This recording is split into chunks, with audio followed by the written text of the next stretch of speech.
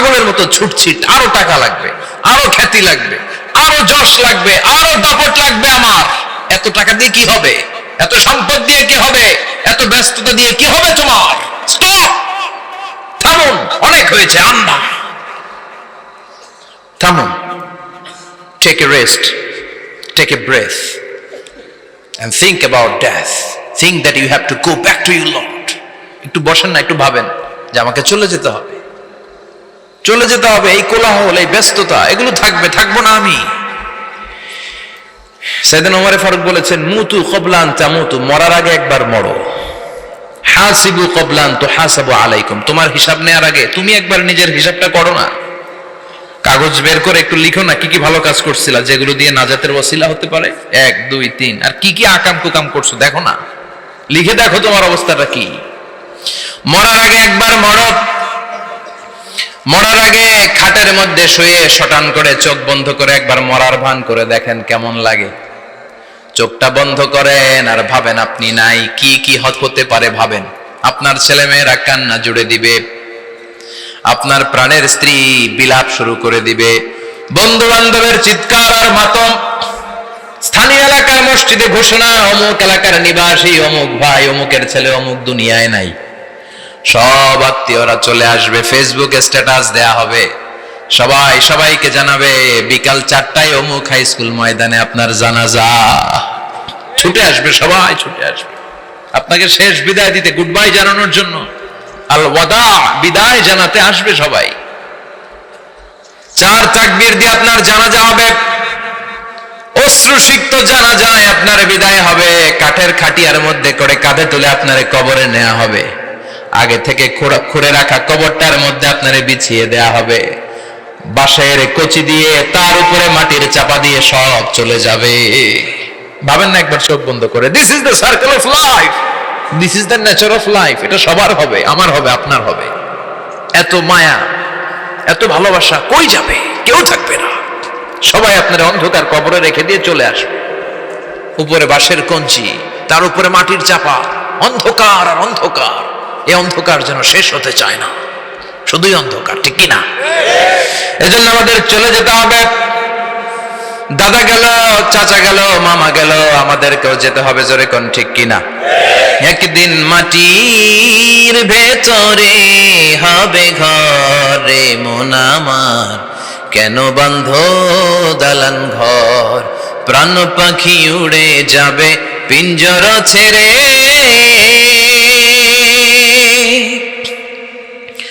ধরা ধামে সবই রবে, তুমি যাবে চলে, বন্ধু বান্ধব যত, মাতা পিতা যারা সুত, সবই হবে তোমার পরে মন আমার, কেন বান্ধ দালান ঘর।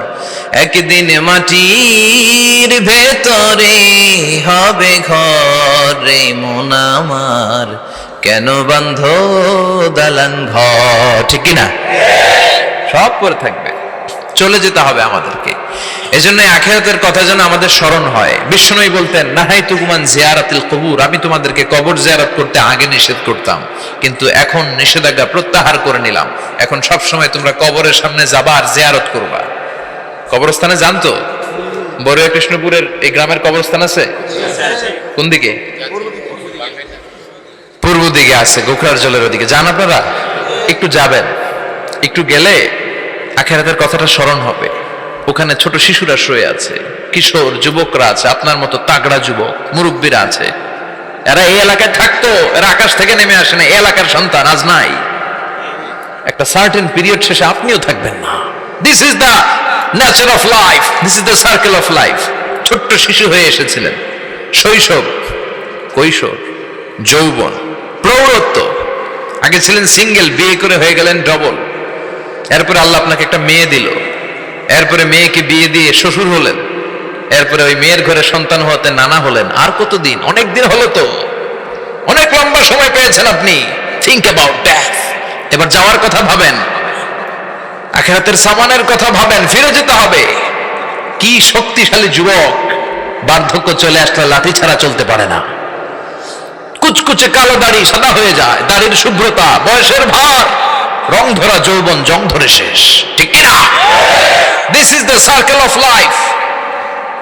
যুবক ভাইরা, এটাই জীবন, চলে যেতে হবে, কেউ থাকতে পারবে না, ঠিক কিনা?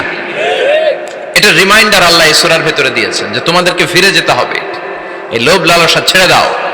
রব্বুল আলামিন বলেন, আলহাকুমুত তাকাসুর হাত্তা যুরতুমুল মাকাবির। ও গোলাম, দুনিয়ার সম্পদ, লোভ লালসা তোদেরকে পাগল বানিয়ে দিয়েছে।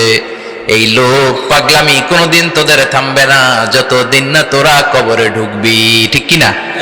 কার কথা? আল্লাহ বললেন, দুনিয়ার সম্পদ আর লোভ আর মোহে তোমরা গাফেল হয়ে গিয়েছো। আখিরাতের কথা বেমালুম তোমরা ভুলে গিয়েছো, কিন্তু আখিরাতে তোমাদের যেতেই হবে, কবরের বাড়িতে তোমাদের ঢুকতেই হবে, ঠিক কিনা? যেতেই হবে, আমরা ভুলে যাই। আলহাকুমুত তাকাসুর, অতিরিক্ত পাওয়ার লোভ, বেশি বেশি খাওয়ার লোভ, বেশি বেশি জমানোর লোভ মানুষকে গাফেল বানিয়ে দিয়েছে। এটা মানুষের স্বভাব, আরো চাই আরো চাই, এই স্বভাবটা আছে না নাই? দেখবেন ছোট বাচ্চারা মসজিদের দোয়া অনুষ্ঠান শেষে জিলাপি দেয় না? বড় কৃষ্ণপুর কি দেয়? আগে বাতাসা দিত না, এখন কি দেয়?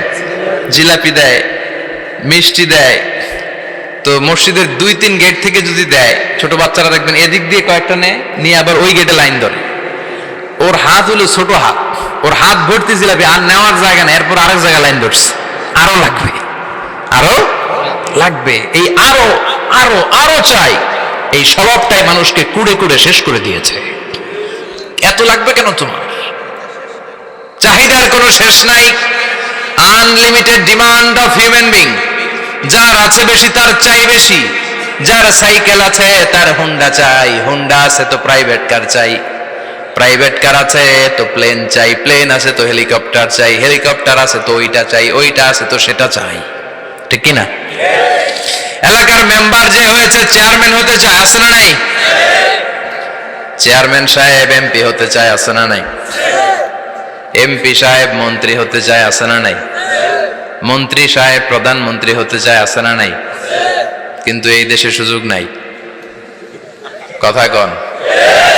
এই দেশে প্রধানমন্ত্রী সিলেক্টেড, 2-3 জনের বাইরে কেউ প্রধানমন্ত্রী হতে পারবি না, ঠিক কিনা? আমার এই জীবনে তো আমি 2-3 জনই দেখলাম।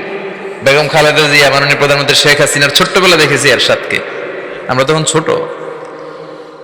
তো মানুষের চাহিদার কোনো শেষ নাই, যার আছে বেশি তার চাই বেশি। এজন্য বিষ্ণু বলেছেন, উনজুরু ইলা মান হুয়া আসফালা মিন, তোমার চেয়ে যে খারাপ আছে ওর দিকে তাকাও। ওয়ালা তানজুর মান হুয়া আ'লা মিন, তোমার চেয়ে যে ভালো আছে ওর দিকে তাকায়ও না, তোমার চেয়ে যে খারাপ অবস্থানে আছে ওর দিকে তাকাও। অনেকে নিজের অবস্থান নিয়ে সুখী না, এরকম আছে না নাই?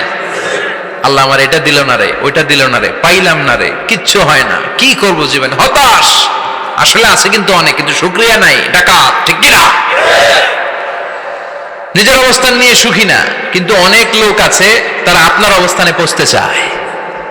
তাদের দিকে তাকিয়ে দেখেন, আপনি যে অবস্থানে আছেন এই অবস্থানে পৌঁছাটা অনেকের কাছে স্বপ্ন।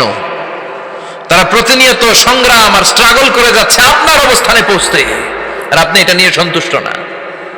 শেখ সাদির নাম শুনেছেন?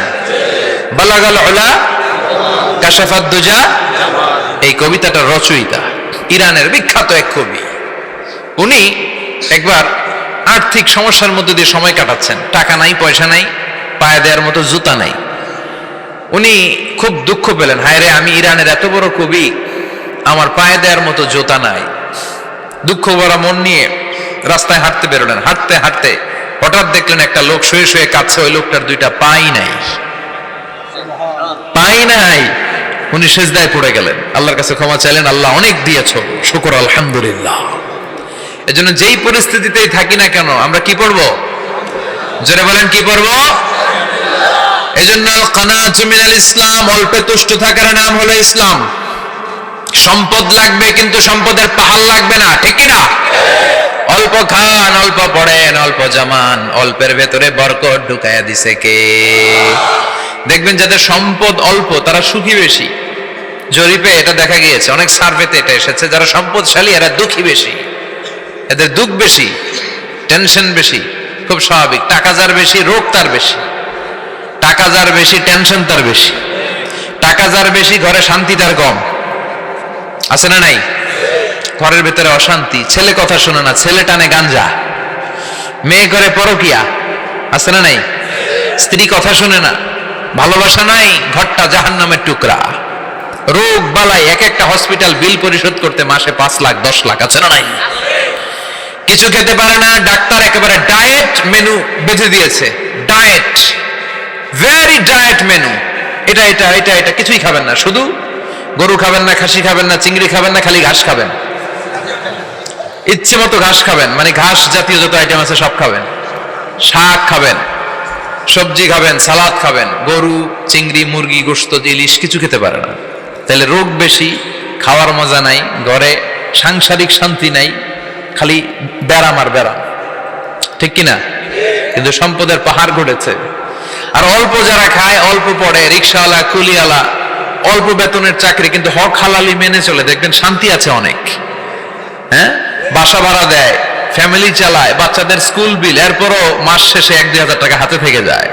আর ওর প্রতি মাসে 10 কোটি টাকা ইনকাম, তারপরও ব্যাংকের ঋণ আছে না নাই? সুখ কারে বলে? কিভাবে আপনি সুখকে ডিফাইন করবেন?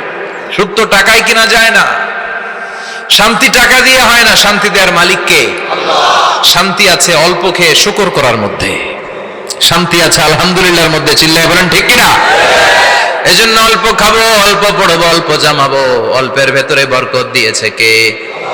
দেখেন ধনী ভাইরা খেতে পারে না, কিন্তু রিক্সাওয়ালার কি সমস্যা হয়? রিক্সাওয়ালারা সব খেতে পারে, কুলিওয়ালা, দিন মজুর, এরা একেবারে স্লিম সুঠাম দেহি, মেদহীন পেট, পেটে কোনো মেদ নাই, ভুড়ি নাই। আর কোটিপতিদের মেদ আছে না নাই? এত বড় বড় পেট, ঠিক কিনা? আমাদেরও পেট আছে, তবে হালাল পেট, এটা হারাম টাকা দিয়ে এই ভুড়ি বানাই নাই আমরা, চিল্লায় বলেন ঠিক কিনা? রিক্সাওয়ালা কুলিওয়ালা নিজেও নামাজ পড়ে, বউও নামাজ পড়ে, বাচ্চাটাও নামাজ পড়ে, রিক্সা চালায় আর জিকির করে লা ইলাহা